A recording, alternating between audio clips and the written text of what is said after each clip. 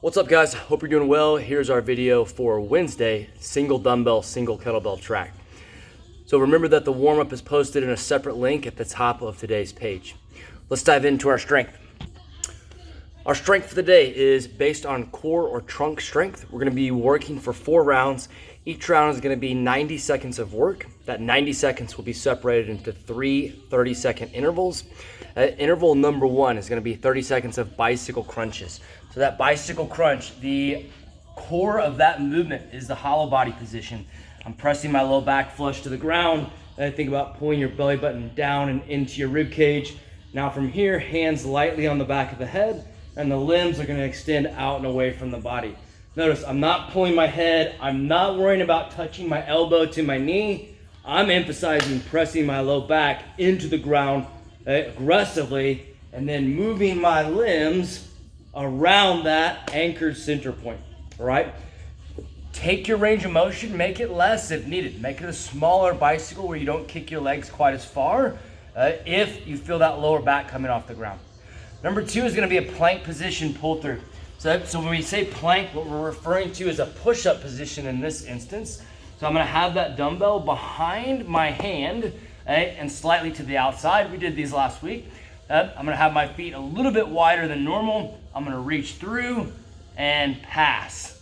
Reach through and pass. For this movement, I'm not necessarily in a hurry. What I'm looking for is that we hug the center line, all right? And that my hips don't get high up in the sky.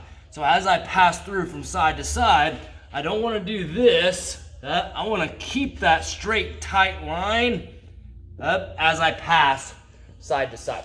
Cool? So hug that center line over going fast. The last thing is gonna be a plank style Superman. So ideally, this is done from a forearm based plank position, all right? I'm gonna give you a scale for this. What you don't wanna do is do this from a push-up position, because we're gonna be in a push-up position the movement before this. And we also have push-ups in the workout. So we're gonna give you a standing modification if needed. So from the forearms, I'm gonna be driving the knee to the same elbow. So I'm gonna stay flat and tight. I'm gonna drive the hips down and forward, knee to elbow. Knee to elbow, opposite side. Knee to elbow. I'm not going fast. I'm concentrated on staying centered, not shifting my weight drastically to one side, whether it be one side or the other. I'm staying centered, and I'm holding that center line as I move around that anchor point, all right? You may not be able to get the knee all the way to the elbow. No biggie, all right? As long as you're able to hold the plank, hold a strong, steady line, do whatever you can with your range of motion. The scale for this is gonna be a march. When we hold a march, what we're gonna do is grab our dumbbell kettlebell, hold it in the front rack position, and then from there, I'm gonna go a knee to elbow. So it's the same range of motion, all right? But now I'm in a standing position rather than a plank position. You can do this unloaded as well, where I simply have my hands about ear height, and I'm gonna bring that knee up and to the elbow each time. All right, so 30 seconds of the bicycle crunch, 30 seconds of the plank position pull-throughs, and then 30 seconds of the plank Spider-Man, standing march if needed. Then you take a 60-second break. You would go through that for 4 consecutive cycles. Let's take a look at our workout for the day. All right, our workout for the day. This is, as you see, a partner workout. If you have the luxury of training with somebody, then what we're gonna be doing is partnering up with that person. Don't worry, if you don't have a partner, we're gonna be running a simple interval, and it'll fit for those training individually as well. All right, so let's dive in. This is gonna be 5 rounds each partner. We're gonna be alternated every 2 minutes. So essentially as an individual, this will be 2 minutes on, 2 minutes off, right? The only difference is partners will always pick up where their partner leaves off, right? So I'm gonna go through a 2-minute AMRAP, and then my partner is gonna pick up where I leave off, go through a 2-minute AMRAP. I'm gonna pick up where they leave off, do a 2-minute AMRAP until we both have done 5 rounds. If I'm working solo, then I'm gonna be doing a 2-minute AMRAP, taking a 2-minute break, picking up where I left off, 2-minute AMRAP, 2-minute break for 5 cycles, all right? So essentially the same, but adding a little bit of fun to your training if you have the availability of a partner. So this is the movements. We're gonna be working through 15 dumbbell or kettlebell high pulls from the hang position. You have a goal of doing this in an unbroken fashion. So if I'm using a kettlebell, this is gonna be from a tucked position, just like a swing. I'm gonna tuck it tight, 1, tuck it tight, 2, tuck it tight, 3. Emphasis on the tight tuck, hinge base position, and then that finish position being elbows higher than the shoulders, butt squeeze, belly tight, never leaning back, always staying locked into that good postural position. If I have a dumbbell, all right, I'm gonna be holding towards the outside. I know these are somewhat awkward. You guys do the best with what you have. Same position, no difference. I'm gonna tuck and pull for that high pull, all right? The goal is to do 15 unbroken there, if possible.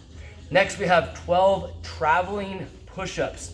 For the traveling push-ups, what we're gonna do is give you guys a center line. And from that center line, we wanna travel. This could be like a broomstick. This could be a line on the floor. You can draw it with chalk, however you wanna designate this. But I have this center line that I'm gonna be making right in the center of my body.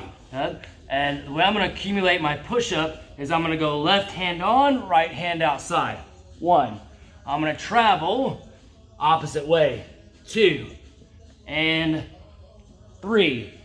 And 4. You guys can see my hand traveling to the center line every single time to accumulate my push-ups. So I'm traveling about 6 to 8 inches with each hand per repetition. This just adds a little bit something different, a little bit more challenge to our normal push-ups. Just like with any other push-up, you guys could scale these from the knees, meaning that I have my center line right here. I'm gonna travel and push up from the knees. I'm gonna travel and push up from the knees. All of the other normal points of performance with the push-ups exist, meaning straight tight body, everything in good alignment, elbows in, pressing the floor away, all that great stuff, all right? Our last movement is gonna be 9 10-foot shuttle runs. So if you guys can see back behind me here, I have some cones set up that are 10 feet apart, all right? These cones that are 10 feet apart is where I'm gonna be doing my shuttle runs. So I'm gonna be starting at that 10-foot mark, and it's relatively short. There's a lot of change of direction here, all right? So I'm gonna run in that short distance. I'm gonna drop and touch the line. 1, 2, 3, 4, 5. We're all about being explosive right there, all right? I'm talking about going fast, dropping and changing directions, and making that a point of being explosive in that change of direction. If you don't have the luxury of having 10 feet, all right, what we need to do is set you up with 18 two-step shuttles, all right? We did these in class last week, where you're gonna be taking 2 steps. You're gonna do double the number. 1, 2, 1, 1, 2, 2, 1, 2, 3, 1, 2, 4, 1, 2, 5, all right?